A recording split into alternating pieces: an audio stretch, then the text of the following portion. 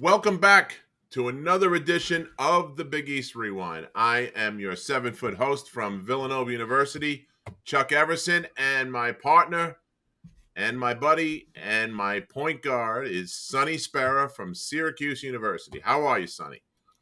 I'm great, Chuck. How are you? Doing good, doing good. We've had a couple of good days recently, son. I don't want to get too deep into it now, but we are definitely professional journalists, my friend. It's official. It's official. I'll give everybody a hint, Sonny. I'll give everybody a hint. There it is, right there. You see that in the camera? It was trial by fire, man. It was Trial by fire. We'll definitely get into that later on in another show, but that was a lot of fun hanging out over there at the Garden, back in our old stomping grounds, kind of, so to speak, and had a great time there, right? So, Yep. and Got you to know, talk now, go ahead. Got to talk to our guest head coach, who's going We to did turn things. It was a brief conversation, extremely. but we did get a chance to speak to him. He was moving, man. He was hustling, right? Coach P was walk moving. and talk. Walk and talk, and he's a pro's pro, Sonny. There's no doubt about it. Oh my goodness, yeah. That I think dude the was like, other coaches were taking notes on how to handle himself. Well, he's a Hall of Famer, Sonny. He's not a Hall of Famer for nothing, you know. It's big time. It's big timer. It's more than just X's and O's, my man. That's right. And speaking of Coach Pitino, okay, so he is notorious for having his teams in extremely good shape. Would you agree with that, Sonny?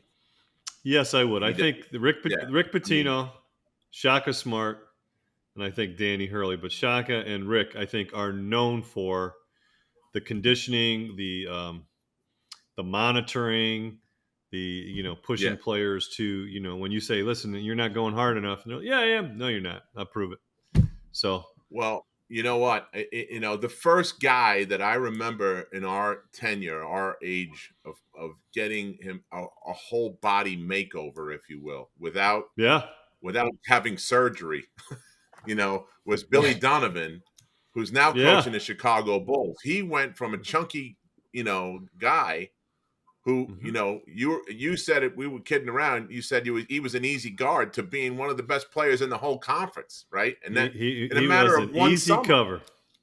He was an easy cover until Pitino lands in Providence, and all of a sudden, over the summer, he transforms his body. And to this day, you could tell fitness is important to him because he's always very fit. So yeah, he's always running and doing things. Yep, exactly. So to that degree, our guest today is the brand new strength conditioning coach at St. John's University. He came by the way of, I think, Rochester, and then went to Lock Haven, played ball at Lock Haven, Sonny. And yes, he did. Did some time with the athletic teams in Nyack and at Rutgers. And most recently spent time at Hawk Hill in Philadelphia. It's St. Joe's in Philadelphia. And now today he's with us, and he's the strength coach from the St. John's Red Storm. He's Jeff Eveillard. How are you, Jeff? Good to meet you. I'm doing well. Thank you. I'm doing very well. Thank you for having me, guys. I'm excited to be here. I hope you could pick up on Chuck saying the red. He was going to say Redmond. I'm telling you. I almost did. It's hard. You know what? It's hard. It's hard, man. When you played in the 80s, and it was the Redmen, it's kind of always been the Redmen, something happened when they changed the name. They haven't been back to prominence yet, but I think that's going to change very soon. Between Jeff working with the guys and Coach Pitino, I think you might hear a lot about the Red Storm coming up, Sonny. So you better get used to the name, my friend. All right? That's right. So let's start it off, Jeff. So what made you get into the field of sports conditioning and training? How did you evolve from being an athlete yourself and playing to going to strength conditioning? Yeah, that's a good question, and it spawned from being an athlete. I walked on to a junior college in Binghamton, New York, and my first year I did. That first semester I didn't really play too much. I knew I could play, but I didn't play too much. And then second semester, I was given an opportunity to play. And, there were some bright spots there. And that summer, I decided to get in the weight room. And I spent, as soon as the season ended, I just spent that whole time just lifting. And I didn't know what I was doing at the time, but some of it transferred onto the court. You know, I was jumping a little bit higher. I was quicker. I was stronger. I was able to absorb impact. I was able to defend multiple positions. And the following year, I ended up getting like multiple scholarships or offers. And, you know, I'm a kid who never played high school basketball. And I just got the rest of my, you know, I got my education paid for. And in my mind, I correlated the weight room. And I tell this story to the athletes. You know, I don't speak much about myself, but I mean, the one story I do tell them when I meet them is that, you know, I correlated the weight room with my success. And I honestly don't believe that I would have gotten a scholarship if I wasn't in the weight room. And that's kind of how my love for just strength and conditioning and just sports performance started. And it just kept building and growing from there. I gotta Yeah, mention how we got a hold of Jeff. So Yeah. Jeff mentioned he walked down at Broome Community College, which is now SUNY Broome, which is in my backyard basically. But Coach Larry King is a very good friend of mine. In fact, Chuck, Larry and I went to the Final Four, and you brought us right. over into Wildcat Land down in San Antonio. We had I Easter remember. Mass with you, the whole thing. Okay. Yep. So he says, "Hey, I got a guy I think you guys should talk to." And he starts talking about you, Jeff. And I was like, "Heck yeah, let's get him. Let's get on him." So thank you, Coach King, for putting us together. And I find it amazing that you didn't play in high school, but did you play a lot of pickup, street ball, park ball? I mean, Yeah, yeah. I played a ton, and you know, I would play a little bit of AAU. I'd jump on just random AAU teams, and it was just random. I'd get calls, and I'd play maybe for like 7 or 8 different AAU teams, and I just play in different tournaments. But I never actually played a full season of high school basketball, so no one knew who I was. So. mhm. You know, I did everything on even my college recruitment. A funny story about Coach King. I'm surprised he didn't tell you this.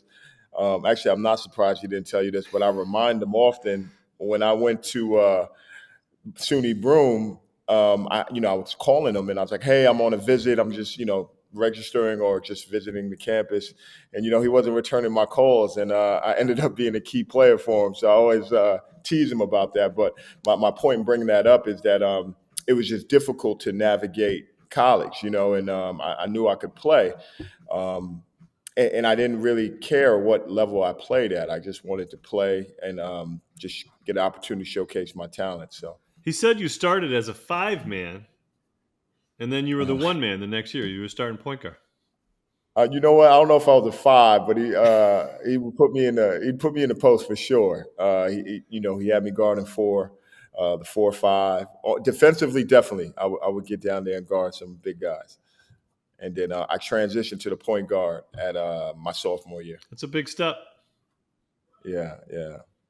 So now, get back to So Yeah. how do you now decide that this is? Did you take classes and stuff in school to for strength and conditioning type? Yeah, yeah, yeah. That's so. As I continued throughout college, I just stayed. I continued to lift and work out, and I just kept falling in love. I would train. I'd hit a plateau, and then I'd dive deeper into the books. And at the time, the internet wasn't as prevalent. It was like really just starting, probably around my sophomore, junior year. Google, it wasn't even Google at the time. It was like Yahoo search engines or AOL or Wow. something like that. I forget what it was. And yeah, I would go to the library and just find these old Russian texts. And every time I just kept hitting a plateau, I'd advance and I hit another plateau on my training, and I just kept going deeper and deeper down the wheelhouse. And then then people started seeing my progress and then asking me for advice. And that's when I kind of got on to something. I was like, all right, this is something where this is where I should live. Should be something that I do. And I love it. I do it. I tell the athletes this sometimes when the conversation comes up. It, the two things that I would be doing, I don't watch much TV, but when I do, it's basketball. And when it comes to exercise and just training, I do that every day. So, I'm getting paid to do things that I would do all the time, So I'm very fortunate in that regard. Did you have anybody that either coached you in the weight room, like a conditioning coach, a trainer, or now like a mentor? I mean, did anybody like take an interest in you in this aspect, not just basketball, but this aspect? No, no. Well, not at the time when I first started. Not at the time. I didn't have someone kind of like walking me through. It was all on my own, which is why I hit so many plateaus. And I would just see some progress, and I'd be stuck for quite a while. And yeah, so no, I didn't have a mentor, which forced me, which was a good thing. In hindsight, is that it allowed me to just dig deeper and just hone my skills more. Can I tell you a little Yeah. story that Coach King shared with us though about you? I think it Yeah. says a lot about you. He says you were working at like a Home Depot or a Lowe's or something, and he was coming to speak at a clinic, and you took time off of your lunch to come over and work out and then go back to work. Does that sound familiar? Yeah. Yeah, yeah. In the summertime, well, first of all, I love Coach. We speak all the time. I love Coach. I can't thank him enough. But yeah, in the summertime, I worked at Lowe's, and Binghamton University would have like open runs with their Right. guys, and I'd be eager to play against those guys, kind of see where my game was at. And I would leave work during lunch and like run to Binghamton University and play with those guys. Or if coach needed something, sometimes coach would speak at different schools or camps, and he'd ask me to drop by. And yeah, I'd go back and I'd go drop by, do what I need to do with coach, and then come back and finish my shift at Lowe's. And Lowe's was great. Lowe's was great. They worked with me a ton. But it just So, speaks a lot about you though. That's the point. Yeah. Go ahead, Chuck. Yeah, well, thank you. yeah. And listen, you got to stay in shape by running from one place to another, not eating lunch. You're running the whole time. So I'm starting to see where you got your athletic prowess from and how you got into it. Sonny opened For that door sure. right up for us. So that was good, Sonny. So, We are so now professional journalists. We are. we are. I told you at the beginning of the show, you know. So okay, so now you wind up in Nyack, right? And that's where that was your first real spot in the field. Well, for a college institution, Yeah. yes. Yeah, that was my first real spot. I did a lot of work in the private sector. Okay. Is And that and where you how started Quick Body Solution, or did that come later? Yeah, yeah, that was so. Quick Body Solutions was before then. All right. So he has a Yeah, business, right, called Quick Body Solution, yeah, and you work in the private yes. sector. Yep, All right. yep. And I kept that going, and then I transitioned to Nyack as the head strength and conditioning coach there. okay. And what were your duties there? Like on that level, what teams were you responsible for at that point? So all of them. Oh, Yeah, all of them. So at the time, I think there might have been 14 sports, and I was the strength coach for all 14 sports. So Wow. wow. I forget how many athletes it was. It was a few hundred athletes. So and it was soccer, it was basketball, men's and women's. It was lacrosse, volleyball, baseball. So it was good to be in that environment because it just exposed you to just different athletes and their needs, and it just really just kind of cutting your teeth and Yeah. getting your experience as a coach. So that was very valuable for me. Wow. So, all right. So now, when do you look at a team, depending on the level of where they're at? Do you look at a team like, okay, this is the makeup that I have, this is what I have to do, or is it kind of, a one stop shop? You know what I'm trying to say? Like, do you tailor it based on the athletic abilities of the people that happen to be on the team that you're working with? Yeah, that's a great question. I think the first thing I do is look at the sport, and then I look at what qualities one would need to be successful at that sport. And then it just goes down deeper and deeper rabbit holes. Then I look at injuries. What are common injuries in that sport? And then after doing a deep analysis and needs analysis of the sport, then I look at the athletes that I'm working with. And in my profession, we call it a needs analysis. So, we would put an athlete through a gauntlet of tests, and that will determine what needs that athlete requires in order to be more successful at his or her sport. So it's layers. First, I look at the sport, then I look at the athlete. It's Which sport interesting is because back closest to when basketball? Which sport is closest to Um, basketball? well, I wouldn't say there's one particular one. I would say volleyball. Oftentimes, basketball strength and conditioning coaches get paired with volleyball. I just think it's because the jumping aspect, but they Explosion, don't like the. do as. Yeah, there's a lot of jumping, a lot of change of direction, a lot of acceleration, a lot of deceleration. Mhm. So I think in that regard, there are a lot of similarities. Wow. But at the same time, they don't accumulate the amount of miles a basketball player would on a court. Huh. But I would say that that's a fairly close one. That's a good question. Okay. Thanks. so Go ahead, Chuck. so Sonny's body was built by Nautilus back in the day. Back in the 80s, that's what we had. Okay. At Villanova, we Yeah, literally had a trailer. We had a trailer. It looked like somebody's house burnt down, Jeff, and they had a trailer like to live in. And we had a Nautilus rotation in there, and we would work out in there. And then we win a national championship. And then the next year, we got a strength coach, okay, in yeah, quotes. All right. And yeah, he had yeah, everybody bench pressing 350 plus, but nobody can get a rebound because they couldn't put their arms past here. You know what I mean?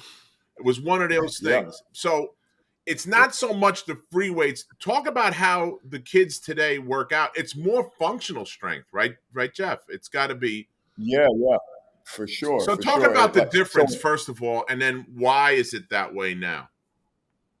yeah, the difference between just like the old school heavy like bench Yes. pressing and Yeah. squatting Squats, versus bench today. press, pull Free downs. weight, Yeah. everything. Yeah, yeah, yeah. You know what? I just think as a society or a community of strength and conditioning professionals, we've just the research shows that there are other things we can work on, and I think it was just more of a old school approach, just going heavy and understanding the needs of say a basketball player versus a football player, Yeah. and it just became what we call now more sports specific, and looking at an athlete in a sport from the lens is this guy or girl strong enough for her sport, so to speak, and just understanding that adding another 20 pounds to your bench press or 40 pounds to your back squat, is that going to transfer onto the court? So I think a lot of strength and conditioning professionals just are starting to look at things for transfer. Hey, is the risk versus reward of getting this guy to put more on his back squat, is it going to help him, and is it worth it, or should we start training other qualities? So I think just as a community, we've got a little bit more intelligent about our training, and it is more functional, it's more full body, it's more sports specific. So talk to us about, I know that you're into Sparta sports science, right? Mm. There's that. So that's more about keeping players on the field, preventing injuries, and functional strength, as we were just talking about. Talk about what that's about and why you got heavily into that. And I think it's interesting because I was doing some due diligence, as Sonny and I do when we do the shows, and I found that fascinating, really did. And when you see the Cleveland Browns are saying they're 26% more healthy, or another team with 72% less injuries. That's huge. Those are huge numbers in the course of a season. And if you're on the field, you're performing on the field, that's really what it's all about. That's why they got you there, right? For sure, for sure. I mean, I think for me at least, my job is to keep everyone healthy. That's the first, box I have to check. It's just making sure everybody's available on our roster. Um, Now, when it comes to so Sparta is a force plate, and what a force plate does is you jump on a force plate, and they have like thousands of different metrics, and it shows you how somebody produces force. So, I mean, you could use it and then you can also use it in a way to kind of flag potential injuries, in the sense that if you see someone's jumping and there's a huge disparity in their left limb versus their right limb when it comes to force production, that's something that you may want to investigate. If there's For example, now we don't use Sparta at St. John's. We use something called Hawken force plates. But I'll have all my guys jump on Hawken force plates and just get a baseline of how they produce force. And let's say now we're 2 weeks into training in the preseason, and a guy sprains his ankle and he's rehabbing with our AT. And then I bring him back on those force plates and I analyze his jump, and then I see where we're at, like, and to determine if this gentleman or this young basketball player is back to his baseline. And if not, then we have to go in and create some rehab protocols to get that ankle or get that athlete to produce force back to normal, so to speak, or even better than normal. Another way we use it is just to see if our training program is working. Right. So sometimes, I'll write a training program for somebody. It'll be a 4-week program, and then I'll throw them on the plates. I have them jump on the plate, and then the force plate will tell me. I'm like, hey, the athletes are always curious. They're like, oh man, I'm still jumping, 36 inches. I'm like, yeah, you're still jumping 36 inches, but you're 3 pounds heavier, and our force plates are telling me that you're getting off the ground quicker. So we did get better, and we did see some transfer from that training. You're getting off the ground faster, so as a result, as a rebound, you're getting off quicker than you were 4 weeks ago. That's unbelievable. So I mean, you're getting that intricate and that detailed of information from using the plates, right? oh yeah, it's huge. It's huge. It's huge. I mean, now they're very common. Before they were, I mean, they're still expensive, but I think a lot of institutions and sport teams have seen the value in them. So you see them if you're watching an NBA game ever, you might see them on the court. A lot of strength and conditioning coaches have their athletes jump before a game. That's another reason they use them. It's something called readiness. So if I jump you on my let's say we're practicing, 4 days in a row, and they're hard practices. And then I throw you on my plate and you're jumping, and you're, decrease your vertical by 10%. That might tell me you're a little bit fatigued. Like, okay, this guy's fatigued. Let's, apply some recovery modalities to help him recover for our game on Saturday. So, yeah. So that's interesting because you led me right in like a pro just now. You didn't even know, but you did. So when we played, and let's talk about like the Big East tournament, where you could possibly play 4 games in 4 nights. Okay. Mm-hmm.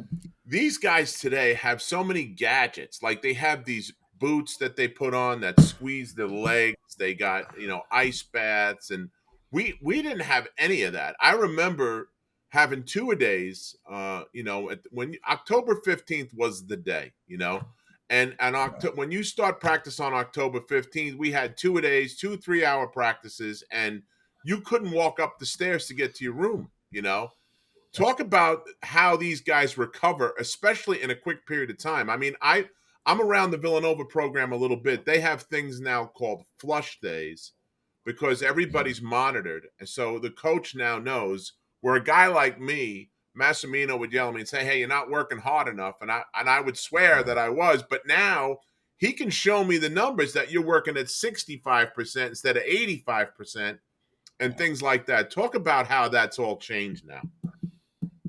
Yeah, I mean, it's a huge shift. I mean, in every institution, every sports team, you'll see a cold and hot bath. We call it contrast bath, so hot cold therapy. So guys will jump in the cold tub and they'll go back into the hot tub and they'll go back into the cold tub. We have Normatec boots, the boots that you described. We bring in a massage therapist throughout the year. We bring in a yoga instructor. We just constant mobility. We have supplements. There's food everywhere. And anytime we have activity, there's food there. So if there's a training session in the morning, there's going to be breakfast there. If we have practice, there's going to be food there. But the main thing for me, what I preach to my athletes is just the big rocks is sleep and nutrition. And if you don't get those 2 right, anything you do I call it a pyramid, and I literally write it out. It's like in a PowerPoint. I'm like, hey, these are the big rocks. Sleep is number 1. I don't care how much you eat. If you're tired and you're fatigued and you're on 1 hour of sleep, you're not going to perform well. So we got to make sure we check that box. And then next comes nutrition. Try playing a full basketball game when you're extremely hungry. You're probably not going to be as productive. And then under that, it's kind of all clumped together, like your massage therapy, your hot cold therapy, your all of that. Normatec boots is kind of clumped in on the bottom. Do you get so involved? Are you involved with the menu and what the nutritional part of it? Is that all part of is that fall on you? Do you have a nutritionist there that handles that part and you work in concert with that person? Yeah, I order all of our meals. So yeah, I handle all of nutrition. We have a dietitian on staff. She just came on. She doesn't work exclusively with us yet. We're working to get a full-time dietitian, but she'll work with special cases. So I'm a certified nutritionist, so I'm kind of I have some information, but I like to rely on the subject matter expert. But when it comes to nutrition, I'll order all of our meals, supplements, all the whole gauntlet. Jeff, I got to ask you. So you got a guy like Chuck, and you got a guy like me. Okay, so fit, good looking, and you got a guy a little bit chunkier, right? Okay, so Yeah. you got to get us ready for the season. What are some of the things that you would do specifically basketball for us to bump on the logs here? Yeah, yeah. You're talking from a strength and conditioning Yeah, perspective? to get us first of all, right? You talked about the testing and the pre-testing. Like so what were some Yeah. things that you would start with, and then just to give some people a view, because I think a lot of people have no idea how detailed and in depth this goes to help these Yeah. kids, young men, young women, really get to their maximum physical level. Yeah, yeah, that's a great question. So, the very first thing I start with is a movement assessment. So basically, just checking your ankle mobility. I'll check your hip mobility. I'll check your hamstring and your hip flexor mobility. So we'll start there before we even start touching weights. And then from there, that will tell me something about you. And then I'll put them through some performance tests. So we'll do the NBA combine testing. We actually did one today for one of the guys. And so it's a 3/4 court sprint. It's an approach vertical jump. It is a squat jump, a standing jump. It's a box agility drill. And then I'll have them do a single leg jump to see any differences in their limbs and how they produce force. I'll have them jump on our plates, and I'll start there. And then I'll take them through what I call like a preparation phase. And everyone will go through this preparation phase. But essentially, it's a phase of training in the weight room for, it could be anywhere from 3 to 4 weeks, depending on the time, where we're preparing your body for more intense training. So we're basically building a base to make you robust enough to handle more intense training. So, if you get a freshman, or you get any of these guys who've been on a break, they go home after the spring semester and they're home for like 3, 4 weeks. You don't want to bring them in and just start loading them with heavy weight. I always assume that guys aren't training as consistently as we'd like them to. So we have to build that base so we can get to that space where we can start doing more intense training, whether that be with weights or plyometrics, but preparing the body for what's to come. And the same thing applies when it comes to basketball and conditioning. It's just preparing the body for, I look at it like a step. We're trying to get to the top of the step, but we can't skip steps in the process because that's how things go wrong. So we have to build the foundation and keep building and get you prepared for the first week of training camp in the fall. So When you a have kid to goes be. home for break, when a kid goes home for break, what do you do about him going to mom's cooking? Is there Yeah, I is mean, there something that you guys do that you give him some kind of documentation so he knows this, do you track that stuff? Do they weigh in via FaceTime, or do they do any of that kind of stuff? well, it depends if you're a guy we call them body comp guys. If you're a guy who needs to gain weight or lose weight, we're probably going to be in touch during your time off. Um, but for the most part, all of our guys are pretty set in stone. And once they're here, like in the fall, they're going to be here with us pretty much to the end of the year. So there's not going to be a ton of time where they go home. But for the most part, if you're going home for a weekend, maybe some of the guys get to go home for a weekend that live locally. But no, you enjoy your time off. But if, for example, in the spring, if there's a kid who's going home for about 4 weeks, we're going to have a detailed plan on what he's doing if he needs to lose weight or gain weight. And we're going to stay in touch throughout those 4 weeks. I'll let him enjoy his time, but I'll check in. It's like, hey, how we doing? You know, how's the scale doing? All right, let's stay focused. When we get back, we need to be at X weight. So yeah, it'll be very detailed in that sense. So how involved are you then? You have to be a little bit involved with the practice planning with Coach Patino and his crew, right? Like it's like, okay, here's a couple guys that are not really at ready peak performance. They're not going to be able to go at, let's just take a number, 90%, whereas these guys are. I mean, that has to take an impact and to accounted into an account into what we're planning for practice. Is that true? Yeah, well, I'm not involved in the actual practice plan, but I will relay information. So if I see a guy is coming back from an ankle sprain and I'm working with him earlier in the day and I put him through some agility drills to see how stable his ankle is, I will report up what I see and make a recommendation. I was like, hey, this is we did. This is what I saw, and I don't think this individual is ready for a full practice Okay. today. And then our AT, our athletic trainer, will also partake in that conversation. Yeah. But I'm not involved in the actual practice planning. I will report our mileage. I will make recommendations, and then the coaching staff kind of takes it from there, and they're great. Talk about your relationship with the athletic trainer. That was the one question I had written down here because I do my due diligence. But Yeah, how does that relationship look? The beginning of the season through the season. yeah. So it's a tight relationship. The athletic trainer and the strength and conditioning coach have to be in unit. They have to be one. I saw our AT today, and he'll come over, and if so basically the way it works is just, and the athlete will go to the AT and get treatment, and then the AT from there, that athlete may come to me and get in the weight room with me, and the AT has to relay any information to me and say, hey, this is what's going on with Joe Smo, and this is what he's experiencing. Let's avoid overhead movements. Let's avoid lateral movements. Let's avoid jumping. And then that kind of tells me, and then I'll tell him what I'm doing. I'm like, okay, or he'll tell me, say, hey, we need to strengthen this particular muscle group. We need to strengthen this kid's glute med. And I'll say, okay. And then I'll put together a plan. I'll let him know what I'm doing. And then we'll just be in contact throughout that whole process. So it's a very close relationship. And I think, from the beginning of the year to the end of the year, you probably end up being really close in developing a system to try to keep these athletes healthy.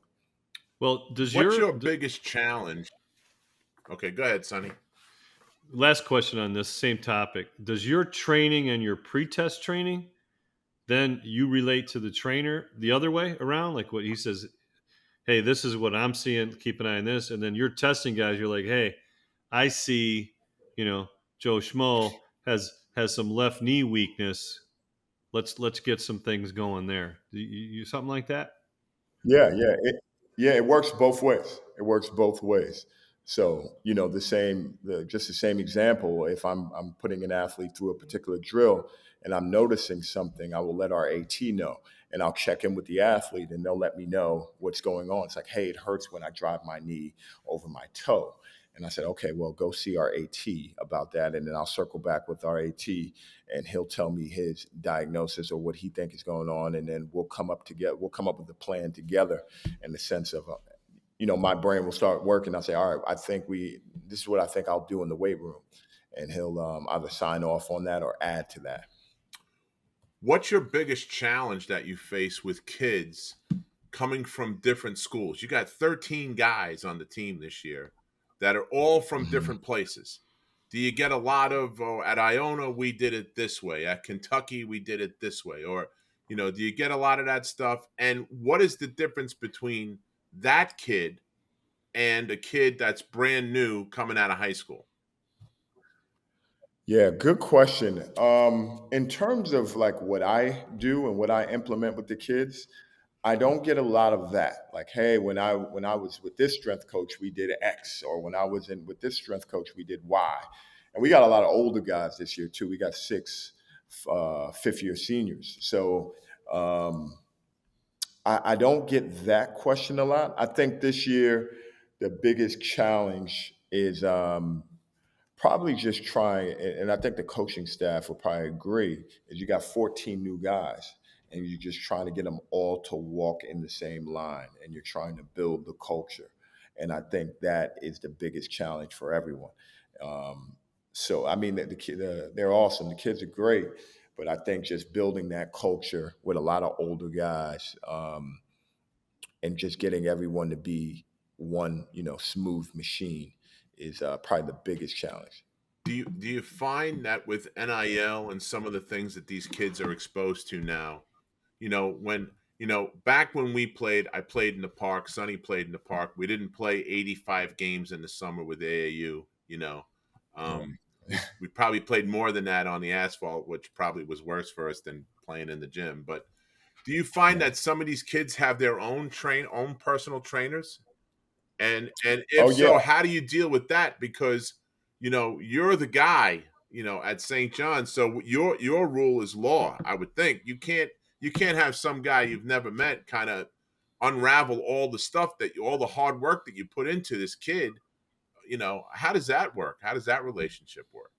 Yeah, that's a really good question. I think you see that a lot at the pro level, but even now at the collegiate level, all of these kids at some point have worked with a trainer back home. Um, so they all have been exposed to, some training. Um, but in season, once they're at St. John's, they're with me. They're not doing anything else with any other trainer. And then when they go back home, at least this summer, all the guys were doing the program that I gave them. So, but yeah, that is now in a situation if there is a kid who goes back to California and he says he has a guy in California, him and his guy, we would speak, him and his trainer, and kind of I would give him an update on what we've been working on, what I see, what I think he needs to work Yeah, on, and we would collaborate in that regard. And it's great if an athlete has a trainer at home, that makes me sleep well at night because I know he's going to be training and that's probably going to keep him healthy and make my job easier when I get that kid back. So I want to work with that trainer, but I just want to make sure we're all going in the same direction. And yeah. makes sense. Now, in your world, what's it look like from a national perspective? You guys have a group, an organization. Does the Big East have? I know the Big East does so much with coaches. Do they do things with trainers and performance coaches as well? Do you guys you put on programs for other schools? Talk about a little bit about the stuff that you do and or organizations that you're involved with. Yeah, I think the NSCA is the biggest. That's the National Strength and Conditioning Association. That's like the biggest organization that is around. But the Big East, it's my first year in the Big East. As far as I know, I'm pretty confident. I don't think they do anything specifically for strength and conditioning staff. But the NSCA, they do a ton. And so it's a tight knit network. There's a lot of continuing education, and strength and conditioning coaches are just very, very tight in the sense. I just spoke to a coach today from another institution and just reached out to him, and other coaches will reach out and say, "Hey, what are you doing for recovery? What are you doing on the road? What are you implementing with nutrition? What kind of tech you're using?" So we kind of all ping pong off of each other and pick each other's brain and try to get better. I want to ask you specifically about the knee. And I see guys now, pretty much everybody wears low top sneakers. And I was told by a couple people, listen, we wear low tops because we'd rather sprain our ankle than wear high tops and sprain our knee. First question. Second question is the ACL injury. I think it's Mm. happening less. And there has to be, you guys have to be, there has to be something going on in your strength and your training that's kind of isolating, or just talk a little bit about that particular injury. Yeah, I think the low tops. I think the research shows that um, that there's really no difference between low top and high That's what I top, heard. Yeah. and that's why. Yeah, I think that's why you're seeing a lot more low cut Yeah. shoes. Um, and I think when it comes to the knee and just ACL injuries, I think this is one of those things like over time we've become more educated about the knee and just training in general and how to prepare and create a robust athlete. And I think, and that's everything. The same thing goes with the ankles. You know, if ankle sprain is the most prevalent injury in basketball, so you probably want to do a ton of ankle strengthening exercises and all goes back to the needs analysis and analyzing the Hmm. sport and and just going through there. But I think in my experience, just working with really good coaches and mentors, I've learned a lot about just knock on wood, just trying to prevent these injuries from happening. I think force plates have helped. I think the biggest rocks have been just research and the information that's available out there to keep an athlete healthy and robust. And then from there, I think force plates and recovery modalities, all those things have helped as well. I want to ask you about the ankle Yeah. injury because you brought it up. It seems like somebody, and as a coach, this is what my trainers would tell me when I was coaching the girls or the boys. It was like a kid with an ankle injury, you don't want a chronic ankle problem. They talked about, they re-injure it, they come back too soon. What would be like your talk? You're talking to me. I'm a high school coach. I got athletes. Just give me a little bit of an understanding of that ankle joint in basketball and some of the things that you see could be avoided at the lower level, so you don't have these. Listen, I got a bad right ankle. Like that kind of thing. Yeah, I think one of the biggest things that could help is just having strength and conditioning coaches at the high school level. They're starting to pop Yeah, they up are. more, Mhm. but a lot of these kids are going through their whole high school career and just not training. And the reason why we have strength and conditioning coaches is to because it's valuable, and it can help prevent injuries. So I think having a being exposed to strength and conditioning at an early age, and doing it consistently will help. And then, what was the second part of your question? If I'm a coach and I have the kids, how do I keep them? How do I keep that ankle from not becoming a chronic ankle injury? Oh, okay, yeah. So the second part, I would say, what I see a lot is individuals who have ankle sprains or ankle Yeah. injuries not completing their full rehab. And it's just like once that athlete feels like he or she can play, they kind of just abandon the rehab protocol, and that can have long-term effects, and it kind of can run up the chain, and then you'll start noticing a kid will have knee pain and then hip pain and low back pain, Hmm. and it all stemmed from this ankle injury from 11th grade that he or she did not fully Right. rehab. That's it. So yeah, I would say get a strength and conditioning coach, and make sure you're building a strong ankle, a mobile ankle, and then stay consistent with your training. If you sprain your ankle, continue with your rehab throughout the whole program. So we talked about the intricacies of what you do and how you do it, and it's Mhm. interesting. It really is. It's fascinating. It's a real science. It's a real science. Not like back in Mhm. the day. Go ice it, go take an Advil, and you're good. That was Yeah. how Rub, we rolled back in the rub some '80s. dirt on it, baby. So rub some dirt on and get back in there. Um, so we're running up against it a little bit, but I want to ask you a little bit about what it's like to work with the Hall of Famer, Coach Pitino. I mean, Mhm. how is he in practice? Is he as intense as he seems in the game, or more intense in practice? He's getting up there in age. We saw him yesterday. He He looks doesn't look great. old. I mean, he He looks doesn't like look he's his in age. shape. He does look very healthy, but he's got to be in his mid to late 70s at this point. And does he show any signs of slowing down at all, Jeff?